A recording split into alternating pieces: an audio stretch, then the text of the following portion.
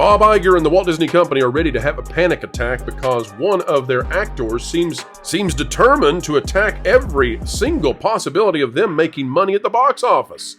Their little Snow White, their Rachel Zegler, is out and after them in ways that no one possibly can understand. Zegler now triggering what could be a boycott of Snow White.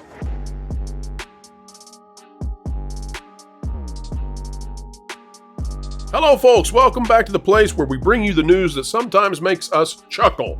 And chuckle we are indeed doing so today here on the Pro Channel because, well, Rachel Zegler is just the gift that keeps on giving to Disney. I mean, wow. Rachel Zegler now is, she has done things that are causing the consultant class in Hollywood to advise Disney, you're about to be in boycott territory. And the best part of this is, it's not the boycotters that we've talked about in the past for Disney because Disney has alienated conservatives.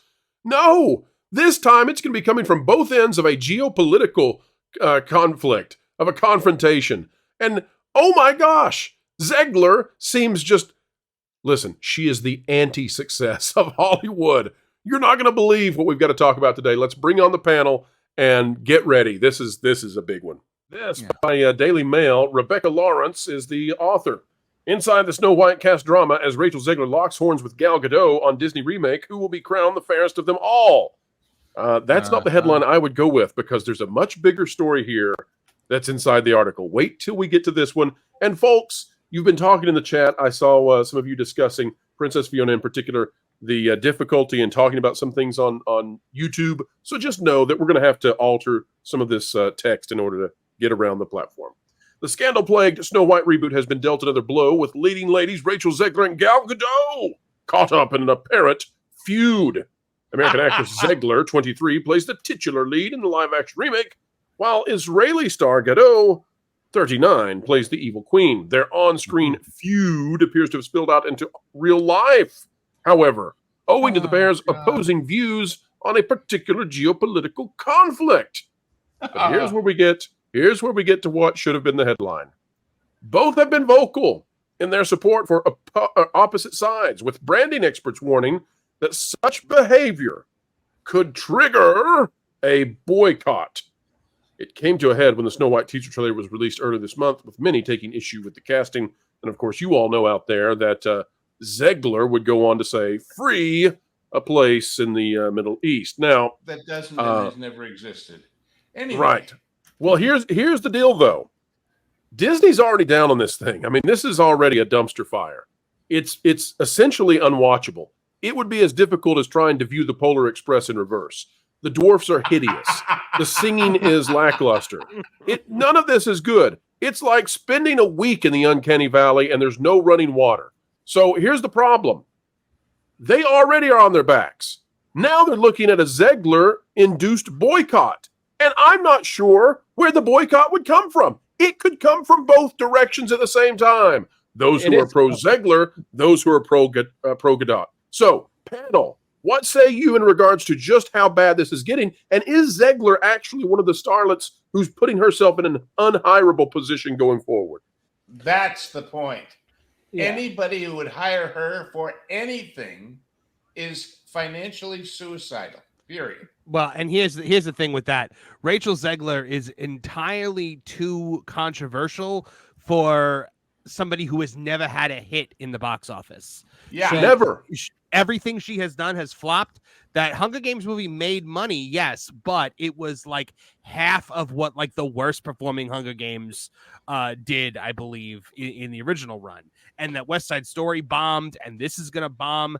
She's never going to find work because it's going to be very obvious that she's box office cancer. She's already working, and she's gonna keep getting jobs, and she's gonna keep working because she has the side that these people want to push. She has this mystical side that she wants to push from a mystical land, like Lou said, that all of a sudden decided to exist.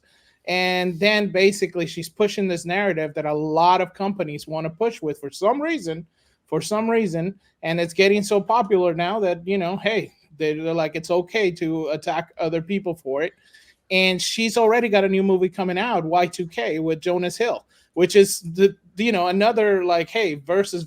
So you got Jonas Hill on the side that he should be saying, hey, wait a minute, maybe this is problematic, come from where I'm from. But no, he's like, hey, it's cool. Let me give her some more work. She's got a new movie coming out. Wait a minute, Fletch. Yeah, but surely there's got to be 1,000 beautiful Latina singers out there, vocalists who would be great on film, who can have some of these opinions, but also are successful. Like, why do they have to go with the one who's unsuccessful? She's never had a hit. What is it with this woman? And when you make a movie with Steven Spielberg of a beloved classic and it doesn't hit, you're bad, baby. Mm-hmm. You're bad. Not only a movie with Steven Spielberg that doesn't hit, but a remake of an American classic. Exactly. But I would like to point out what a classy lady gal is, because I understand that to try and diffuse things, she baked Rachel a lovely apple pie. Bless her heart. Lou, that's the best line I think you've ever had. That was great. I don't know. He's got some good ones. He's got some good ones, but I wasn't even prepared for that. Oh, well, that's about the fourth time I've pulled it. I figured I'd get to you eventually. Was that a Rachel Ziggler? Zingler. I like it. It's a Zingler. Paul, can we even ask you about this topic? I mean, you've already been struck from the land of X over this. I don't even know if we should take a chance with you. You're too risky, sir. Too risky. Well, that's the wind up to banning. Yeah. Well, I don't want to get you guys banned. I mean, no worries, Paul. We're going to full screen you, so we had no part of this. Take it away. So you can clip me out. Well, deniability. The challenge is that anytime Hollywood gets involved in geopolitical events which are more complicated than their tiny minds can really adjust to or comprehend, then it never turns out particularly well. We've got a rinse and repeat issue out in the Middle East. This thing seems to just happen, over and over again. And then, we find out who the factions are and who's rooting for whom. And I mean, obviously I have my opinion. I mean, I think it's a very interesting event. I think this is going to be a groundbreaking event. I'm predicting that this is going to result in peace in the Middle East, actually. This is going to be the moment where things are going to get resolved.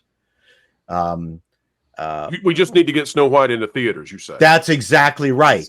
That is the key. Because once Snow White goes in, everyone's going to put down their weapons. Because there'll be a new transgression against the world so bad that people will unite together. Well, they'll be foes barfing. Of thousands of years. Well, yes. Shared vomiting. You can't unite on both sides, aiming their weapons not at each other, but at the screen. There you go. It's like Henson's original concept for Fraggle Rock was that he wanted to make a show that was going to bring about world peace. So maybe Snow White can succeed where Fraggle Rock failed. Marvin, I got to thank you, man. You took Middle Eastern conflict for thousands of years, plus Snow White, plus Zegler, and you pulled in a Fraggle Rock reference to make it all come together. And I don't think we can't top that.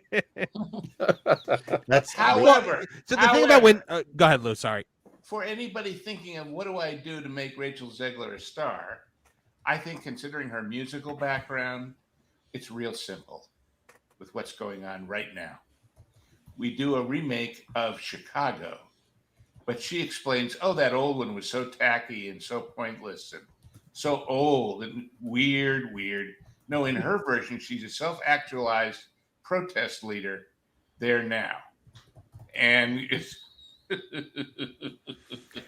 yeah, I think the thing with whenever Hollywood gets involved in these socio-political issues,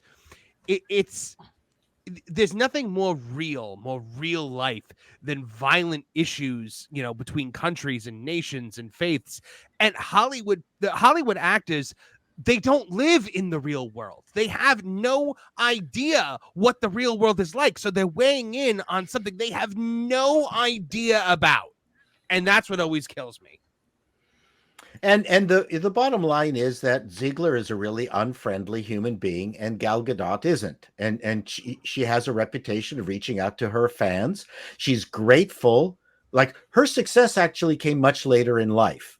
Like she was ready to quit show business, I think even during the Fast and the Furious days, because she was in a couple of those, because she just never clicked, right? And it wasn't until Wonder Woman that it really took off. And she's clearly grateful for the career that she's been able to have. Ziggler And she is the fairest of them oh, all. compared to, yes. And Ziggler is just an ungrateful individual. It's too bad that they gave her the Javier Bardem haircut for this role. You know, that, if you know that, from Old Some are Country calling it for Old Farquaad, Men. and I agree.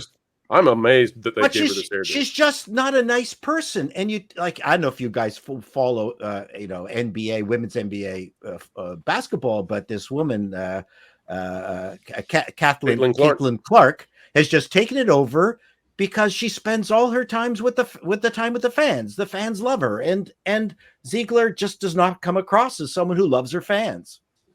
Well, she has I think time for the people who endlessly praise her. Yes. If there's anybody in this world that hates Rachel Zegler fans more than I do, it's Rachel Zegler.